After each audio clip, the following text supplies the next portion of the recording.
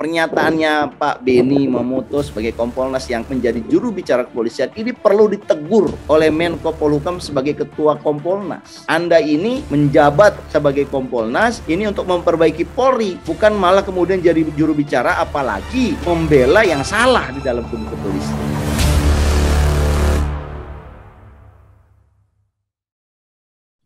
Ya, topik yang kedua ini kembali kepada hal-hal yang ngeri-ngeri sedap ya, yaitu kasus yang masih sampai sekarang dibicarakan di penjuru negeri ya, mungkin di luar negeri juga sudah beredar ya, karena informasi sudah tidak bisa dibendung ya di era digital saat ini.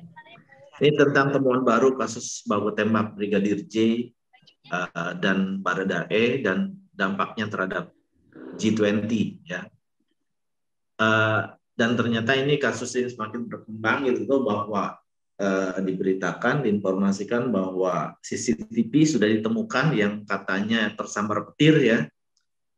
Kemudian apalagi ada informasi-informasi lain juga yang diberhentikannya Kapolres ya, dinonaktifkan ya, bukan dinonaktifkan, kemudian sama Karo Paminal ya, dinonaktifkan juga, mungkin ini semakin melebar ya. Dan ya kemarin kita membahas bahwa ada komentar yang dari pejabat yang tidak pada tempatnya, dan mungkin itu jadi bumerang ya, karena sudah membuat kesimpulan sebelum penyelidikan ini selesai begitu ya. Dan mungkin Bang Manur bisa menanggapi atas apa yang sudah berkembang ya. Ini ada dua polisi yang dinonaktifkan ya, termasuk Kapolres di dalamnya, dan CCTV yang sudah ditemukan. Kemudian ini menjadi kabar gembira bagi keluarga tentunya ya.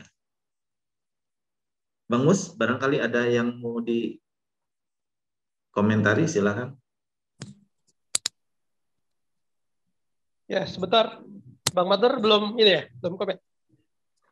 Ya, mungkin ada yang ini dulu. Ya, sambil menunggu ya. Terkait tadi ya, Bro Eko ya, perkembangan kasus Brigadir J ya. Ini ternyata sudah beberapa orang yang harus terpental nih dari jabatannya nih. Setelah sebelumnya Verdi Sambo, kemudian juga terbaru kan kepolisian memberhentikan ya, entah sementara atau selamanya, Kapolres Jakarta Selatan penonaktifkan ya. Dan siapa? Karo ya namanya. Ada dua orang ya, Hendra ya. Pak Hendra itu diberhentikan juga. Ini ternyata semakin memperlihatkan ke kita ya bahwa memang seperti dugaan kita dari awal bahwa kasus ini banyak yang janggal dan ditutupi sebetulnya. Seperti itu ya. Nah, terus kemudian orang-orang tadi kan orang-orang yang memberikan statement di awal yang rekonstruksi yang mereka bangun kan nih penembakan, ada pelecehan dan lain sebagainya yang sudah dipublikasikan gitu ya. Mereka ketika diwawancarai media menjelaskan hal tersebut gitu. Ini termasuk Polres Jakarta Selatan ini. Sehingga akhirnya kan ketika akhirnya ada feedback ya, terutama dari keluarga, ini kan menjadi semakin atensinya luar biasa, karena ketika sampai di rumah duka di Jambi itu kan awalnya jenazah tidak boleh dibuka ya, tadinya ya. Tidak boleh dibuka, tapi kemudian keluarga memaksa ya untuk membuka jenazah Brigadir Joshua ini, dan kemudian ditemukan banyak kejanggalan, banyak luka-luka yang itu tidak sesuai dengan penjelasan awal yang diberikan baik dari pihak Polres Jakarta Selatan ataupun pihak kepolisian lainnya gitu loh. Banyak luka-luka yang itu bukan sekedar luka tembakan, jadi ada luka sayatan, ada terakhir bahkan pengacara mengatakan ada luka seperti jeratan ya di leher.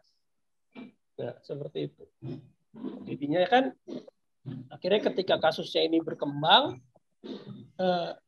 yang jadi menarik kan kemudian gini, ini kejadiannya sangat janggal, kemudian banyak ditemukan tadi, tapi seolah-olah dianggap wajar gitu loh. Penembakan biasa, kemudian ketika pihak keluarga meminta kejelasan gitu kan, nah barulah itu terus berkembang dari yang kejadiannya hari Jumat diumumkan hari Senin, masalah CCTV di rumah Verdi Sambo yang tidak ada katanya kan, seperti itu. Jadi secara kronologis sudah bermasalah nih dari awal kasus ini. Makanya kemudian banyak pejabat yang akhirnya tadi saya baca terpental gitu ya gara-gara kasus ini, termasuk Verdi Sambo harus dinonaktifkan, kemudian terakhir 2 orang pejabat di kepolisian dinonaktifkan, dan mungkin ya Bro Eko, mungkin masih akan ada lagi nih yang akan terpental nih gara-gara peristiwa ini nih Bro Eko. Kalau menurut saya, termasuk kan disoroti ya ketika Verdi Sambo bertemu dengan Kapolda Fadil Imron, berpelukan kemudian tersebar, ini kan itu melanggar secara etika dan secara hukum katanya sih melanggar juga etika di kepolisian. Gitu Bro Eko. Nah, terkait dengan tema kita, ini menurut saya kalau tidak bisa diselesaikan gitu ya, tidak bisa diselesaikan, maka ini akan cukup berdampak nih untuk Indonesia di kancah G20 gitu. Karena peristiwa ini sudah mulai menyebar ya, tidak hanya di Indonesia tapi secara internasional juga beritanya sudah mulai menyebar. Maka kalau seandainya tidak dituntaskan secara clear kasus ini, maka itu dampaknya akan sangat buruk, tidak hanya bagi institusi kepolisian, tapi citra Indonesia di mata internasional. Apalagi kita akan sebagai tuan rumah perhelatan G20 gitu. Ini sangat dipertaruhkan. Ya, saya kira kita sudah sudah mendapatkan banyak ya temuan-temuan baru, sudah terlihat titik terang bahwa ini ada kaitannya dengan misconduct ya.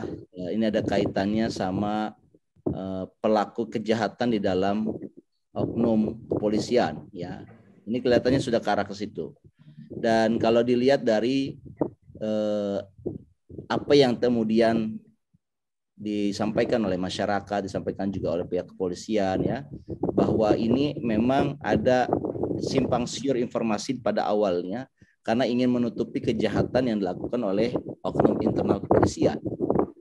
Nah, saya kira itu motif yang paling awal ya yang kita bisa dengarkan dari pihak kepolisian. Dan ini menjadi satu kesempatan kita untuk merefleksi sebenarnya tata kelola internal polisi ini bagaimana sih? Apakah kemudian polisi ini sudah memiliki satu istilahnya keyakinan bahwa memang mereka ini memiliki sumber daya manusia yang dapat diandalkan, yang menjalankan aturan hukum sebagaimana yang diharapkan, atau sebaliknya. Nah, ini menurut saya ini menarik ya. Kenapa kok yang kalau bicara mengenai penonaktifan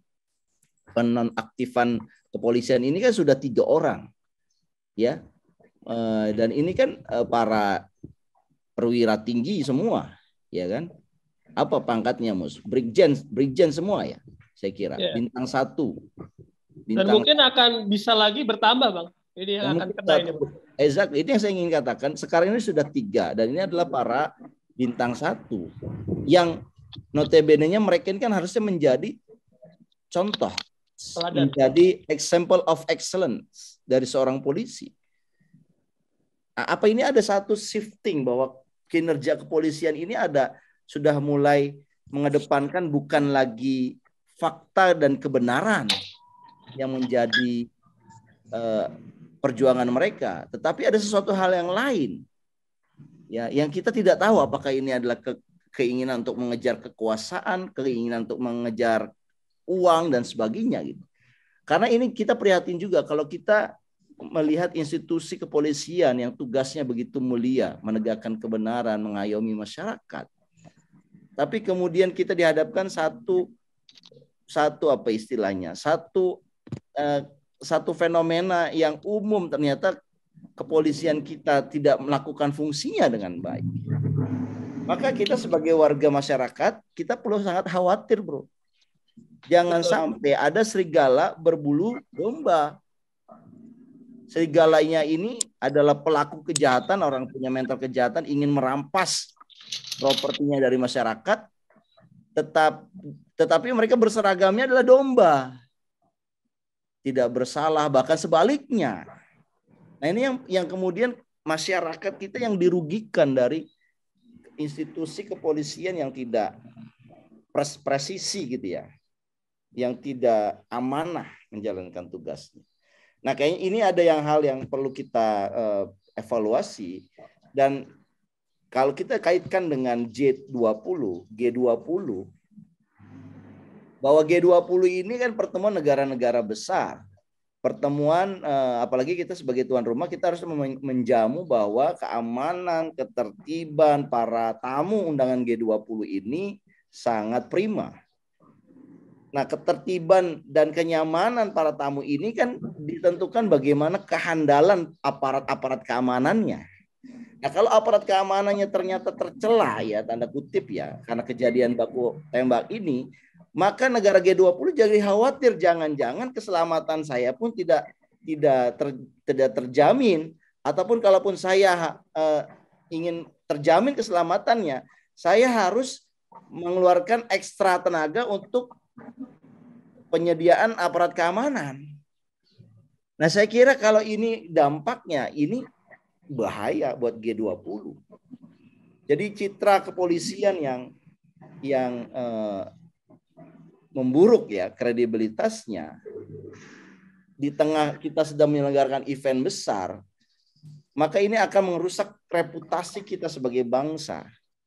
Kalau seandainya ternyata mereka tidak jadi datang ke G20 dengan alasan keamanan, maka ini mencoreng nama baik kita sebagai bangsa. Padahal kita ini kan ingin G20 ini dihadiri oleh banyak orang, tidak hanya mereka merasa aman, tetapi dalam pertemuan itu dibahas solusi-solusi yang ada di dunia saat ini.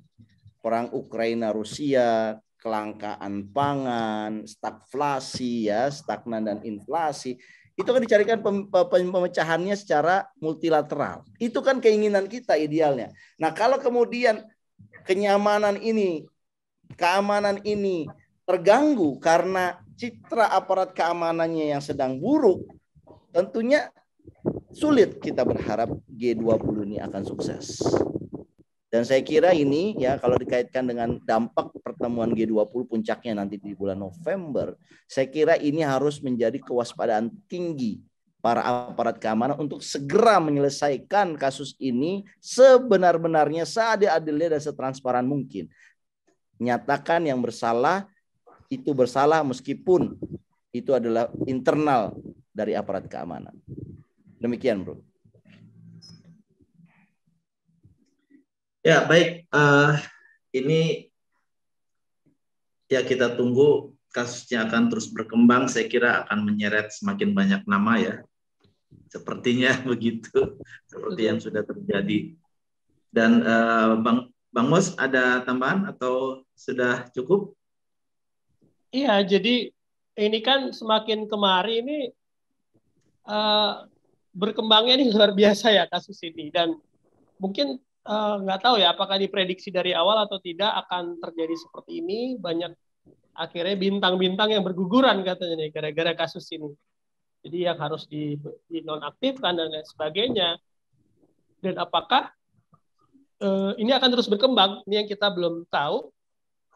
Tapi kan kalau dari pengacara keluarga ya kan mengatakan ini indikasinya pembunuhan berencana gitu, karena ya termasuk statement yang disampaikan di awal ya, beberapa pihak ya yang juga kita soroti, termasuk dari Kompolnas Benny Mamoto, itu kan sangat tendensius, seolah-olah ini hal biasa aja, nggak ada kejanggalan gitu. Tapi ketika di blow up, ini ternyata wah dahsyat sekali. Kemarin bahkan leher Brigadir J itu kan seperti terjerat gitu, seperti dijerat gitu. Dan kemarin saya sempat berpikir gini, Pak, waktu itu kan ini faktanya ya. Brigadir J ini kan mengawal jam 10 itu katanya dia di Magelang kan, di Magelang bersama itu istri Kadipropam. Jam 10 dari Magelang. Kemudian katanya ingin balik ke Jakarta. Asumsikan waktu itu perjalanan dikatakan sekitar 7 jam ya, 8 jam gitu loh. 8 jam sampai Jakarta. Nah, kemudian ditemukan tewas itu kan katanya jam 5 sore di rumah Kadipropam ya, Verdi Sambo, rumah tugas itu kan. Nah ini secara nalar biasa aja. Apakah iya orang capek-capek ya perjalanan jauh gitu ya dari Magelang ke Jakarta, tiba-tiba punya niat untuk melakukan pelecehan seksual gitu. Orang kan habis perjalanan jauh, kita misalnya perjalanan jauh kan setelah itu ya kita istirahat kan sebetulnya kan. Nah capek gitu kan istirahat. Ini orang menurut saya orang seperti apa yang kemudian habis perjalanan jauh capek-capek masih cari perkara untuk melakukan pelecehan seksual. Dari situ aja seluruh penjelasan ini nggak make sense. Karena kan yang dia pergi jam 10 itu fakta kan. Ketika dia melakukan komunikasi dengan keluarga di Sumatera. Jadi jam 10 dia dari Magelang ingin pulang ke Jakarta, mohon tidak dihubungi, itu fakta. Kemudian kalau jam 5 kemudian mati karena pelecehan, nah ini kan yang masih ada yang mengatakan bahkan ini halusinasi. Tembak-menembak itu masih sumir, masih halusinasi semuanya. Ada satu pihak yang mengatakan seperti itu. Nah ini gimana nih, saya perlu tanggapan. Ya, saya kira terkait mengenai fakta tadi ya, diungkapkan bahwa kelihatannya kalau perjalanan jauh nggak mungkin lah kemudian kecapean gitu ya. Ya mungkin salah satu alasan yang bisa kita terima adalah ini sebenarnya tidak ada masalah pelecehan di sini. Mungkin yang ada masalah adalah kecemburuan, cemburu buta yang dilakukan oleh si tersangka yang pada akhirnya menghabisi si korban. Ya, tapi sekali lagi saya nggak punya fakta, nggak punya bukti ya. Saya kira ini adalah spekulasi saja. Tapi spekulasi ini nggak ada apa-apanya dibandingkan dengan spekulasi liar yang ada di sosial media. Nah, kaitannya sama Kompolnas Benny Mamoto ya. Sebenarnya di Kompolnas ini kan mewakili banyak unsur ya. Dan Pak Benny Mamoto ini kan mewakili dari unsur kepolisian.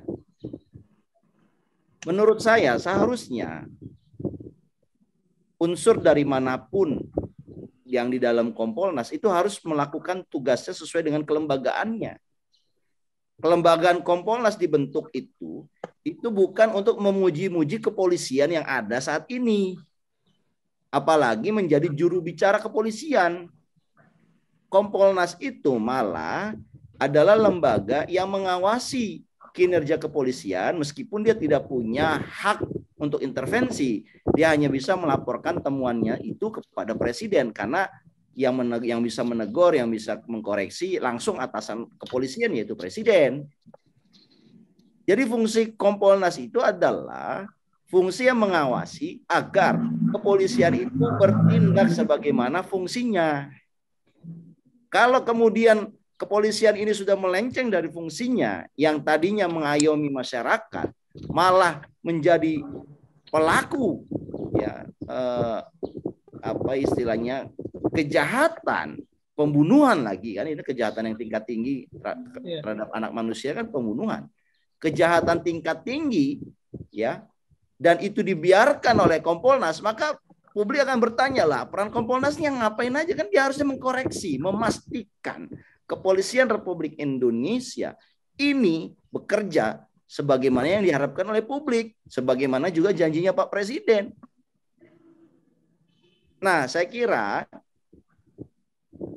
pernyataannya Pak Beni Mamoto sebagai Kompolnas yang terkesan menurut saya menjadi juru bicara kepolisian ini perlu ditegur oleh Menko Polhukam sebagai Ketua Kompolnas. Anda ini menjabat sebagai Kompolnas ini untuk memperbaiki Polri, bukan malah kemudian jadi juru bicara apalagi membela yang salah di dalam tubuh kepolisian. Nah, saya kira ini fatal ya. Fatal ya, benar ini. Kompolnas ini harusnya menjadi partnernya presiden untuk memperbaiki kinerja kepolisian gitu. Ya, saya kira ini satu pelajaran berharga ya yang harusnya dimainkan oleh Kompolnas, bahwa Kompolnas ini malah dia harusnya bersifat kritis ya, dan dia kemudian memberikan satu rekomendasi kepada presiden untuk nanti presiden teruskan kepada, atau presiden sampaikan, mohon maaf, presiden sampaikan kepada Kapolri, karena Kapolri ini kan anak buahnya presiden. Ya, clear ya. Jadi saya kira untuk Pak Beni itu begitu. Nah, ini ada kekacauan yang sedang terjadi, yang sedang dipertontonkan menurut saya di dalam tubuh kepolisian. Dan apa bahasanya? Dilalahnya ya, kekacauan ini terlihat dalam kasus yang menyangkut di internal kepolisian. Ya, ini saya nggak kebayang ya, kalau di internal kepolisian aja bisa merekayasa kasus kejahatan sedemikian rupa, apalagi kalau ini menyangkut bukan dengan pihak kepolisian. Nah, saya kira harus ada yang kita serukan namanya call of investigation seluruh kinerja kepolisian Republik Indonesia kita. Jadi jangan sampai kepolisian ini yang punya mandat luar biasa dan dia gunakan mandat itu untuk merekayasa, menutup-nutupi kejahatan yang dilakukan oleh internalnya sendiri. Itu alamat rusak institusi itu.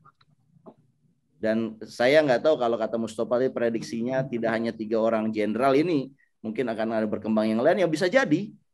Bisa jadi ini kepolisian ini sudah, kalau udah banyak begini, sudah terjadi para kong kaling kong, saling melindungi satu sama lain. Saya tidak tahu apakah yang dilindungi karena mampu ya menyetor, memberikan uang kepada para jenderal-jenderal lain, saya nggak tahu. Tapi setidaknya banyak sekali spekulasi yang beredar, ya termasuk bahwa ada oknum yang dijadikan sebagai mesin ATM, dan oknum itu selalu dilindungi dan ada kode-kodenya. Kodenya adalah kode konsorsium, di mana apapun kasus yang udah ada kode konsorsium maka harus dilindungi. Nah, saya kira ada kode konsorsium inilah para pelaku-pelaku ini kan seperti di film-film apa ya, film-film India ya, polisi-polisi jahat bermanipulasi dengan para politisi gitu ya. Kemudian jagoannya bisa dari kepolisian yang baik, bisa jadi juga dari masyarakat yang baik gitu. Saya kira ini mengerikan kalau kita memiliki wajah yang seperti ini ya, wajah para penegak hukum, dan saya kira kita punya kewajiban untuk mengkoreksinya, bro. Demikian. Ya, kalau gini sih Pak, maksudnya gini, kalau kita lihat kan ini apa? Ini berbahaya sekali gitu ya untuk institusi kepolisian.